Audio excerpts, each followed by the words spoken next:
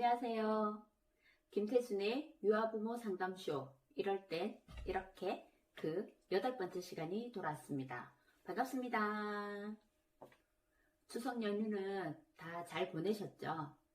본격적인 가을 날씨를 자랑하는 듯 아침 저녁으로 꽤 많이 쌀쌀해졌습니다. 특히 올해는 감기 걸리지 않게 조심하셔야 할 것 같습니다. 모두 건강관리 잘 하시길 바라겠습니다. 자, 오늘은 그 8번째 시간으로 잦은 다툼의 가해자로 지목을 받아 속상하시다고 보내주신 사연으로 이야기 나누려고 합니다. 먼저 보내주신 사연을 읽어드리도록 하겠습니다. 우리 민호는 6살 남자아이고 또래보다 덩치가 큰 편입니다. 성격도 활발하고 사교성도 좋아서 적극적으로 다가가는 편입니다. 적극적인 성격 때문에 다른 친구들은 덩치 큰 아이가 다가오니까 겁을 먹고 무서워하는 것 같기도 해요. 또 적극적인 부분 때문에 의도한 대로 되지 않을 경우 친구들을 때리고 밀치고 하는 경우도 종종 발생합니다. 하루는 가족 행사가 있어서 등원하지 않는 날이 있었어요. 그런데 엄마들 사이에서 우리 애가 다른 애를 때렸다는 거예요. 가지도 않는 아이가 어떻게 때리냐고요. 그래서 진위를 따져 확인해 봤는데 그 반 아이들은 때리고 맞는 일에는 무조건 우리 아이 이름을 말하는 거였어요. 이미 아이들 머릿속에는 우리 아이가 때리는 아이로 저장되어 있는 건 아닐까 하고 너무 속상했어요. 이럴 땐 어떻게 해야 할까요? 우리 민호가 엄청 속상했겠어요. 이렇게 오해를 받는 친구들이 가끔 있답니다. 이런 친구들의 특징이 대체적으로 또래보다 체격이 크거나 목소리가 크거나 행동이 크거나 또는 모든 일에 적극적인 아이들이 대부분 이런 오해를 받게 됩니다. 등원하지 않아도 아이의 이름이 지목이 된다는 것은 다른 아이들에게 각인이 되었다는 뜻이기도 합니다. 왜 이런 상황이 발생하게 되었는지 되짚어 생각해 보아야겠습니다. 자기는 의도하고 때리지는 않았지만 지나가다가 슬쩍 건들렸는데도 상대방 아이 입장에서 보면 맞은 게 분명하기도 합니다. 왜냐하면 체격에서 이미 차이가 나기 때문입니다. 또 게임하다가 장난치다가 같이 웃고 떠들면서 했던 행동도 상대방 아이의 입장에서는 때렸다고 하는 상황들이 많이 발생합니다. 또 상대적으로 체격에서 차이가 나는 아이들은 민호와 같은 친구들과 함께 놀이하는 것을 좋아합니다. 그래서 같이 놀자고 먼저 툭툭 치기도 합니다. 몇 번의 시도 끝에 참고 있던 민호가 한 대 치기도 합니다. 그냥 그 상황만 보면 민호가 작은 친구를 때리는 장면으로만 볼 수 있답니다. 상황을 깊이 들여다보시고 아이를 타일러야 합니다. 6살 아이들은 자기중심적 사고를 하는 나이로 상대방의 입장을 고려하는 발달 단계에 미치지 못하고 있습니다. 이런 것도 시간을 두고 충분히 훈련을 하는 것이 좋습니다. 입장을 바꿔놓고 생각하기에 대한 훈련을요. 또 때리는 행동이 언제 나타나는지 잘 살펴보아야 합니다. 공격성이 나타나는 이유에는 여러 가지 이유가 있습니다.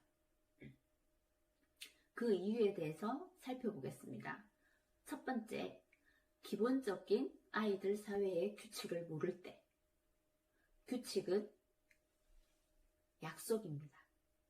작은 약속들 하나하나를 알려주고 실천할 때 칭찬을 해주고 아이의 습관으로 나타날 수 있게 반복적으로 해주셔야 됩니다. 두 번째, 화가 났을 때 제어하려고 하기보다는 마음이 진정될 때까지 기다려 주어야 합니다. 이후에 아주 차분하게 발로 차거나 때리는 행동은 안 된다고 가볍게 알려주셔야 합니다. 세 번째, 텔레비전 시청 시간을 줄여주셔야 합니다. 유튜브도 마찬가지입니다. 아이는 모방의 시기로 공격적인 행동은 쉽게 모방하기가 쉽습니다. 그래서 아이들의 컨텐츠는 조절을 해주셔야 합니다. 네 번째, 관심 끌기를 위한 수단으로 공격적인 행동이 나타나기도 합니다. 긍정적인 방법으로 관심을 받기를 대부분의 아이들은 하지만 간혹 부정적인 방법으로 관심을 끌기도 한답니다. 부모님들께서는 무관심하게 아이를 양육하고 있는지 먼저 점검을 해 보셔야겠습니다. 아이들은 부모님의 사랑과 관심으로 자란답니다. 무한한 사랑과 관심을 부여해 주신다면 분명 달라질 것입니다. 다섯 번째, 표현 방법이 미숙해서 나타나는 행동의 일종이기도 합니다. 언어의 양이 증가하고 표현을 문장 형태로 잘 하기도 하지만 언어가 늦은 아이도 있습니다. 의사소통에 있어서 언어적 표현이 미숙하다 보면 몸으로 표현하기도 합니다. 감정 표현의 일종이죠. 부모는 이런 아이의 마음을 알아차려서 아이의 감정을 말로 표현해 주는 것이 좋습니다. 그랬구나. 이렇게요. 이렇게 인정해주는 태도가 가장 필요합니다. 여섯 번째, 공격적인 아이들은 몸을 많이 움직이게 해주는 것이 좋습니다. 활발한 에너지를 몸 밖으로 표출해내고 스트레스를 낮춰주면 공격성은 낮아지게 됩니다. 땀을 빼는 활동을 통해서 공격성을 낮춰주면 좋습니다. 속상했던 마음은 이런 여러 가지 솔루션을 통해서 노력하고 실천하여서 인기쟁이 친구로 가볍게 이겨낼 수 있기를 바라봅니다. 아이들의 행동에는 모두 이유가 분명 없이 있답니다. 그 상황만을 가지고 판단해서는 절대로 안 된다는 것입니다. 우리 아이의 마음속 이야기에 귀를 기울여 주시고 우리 아이들과 대화로 소통을 많이 해주시기를 바랍니다.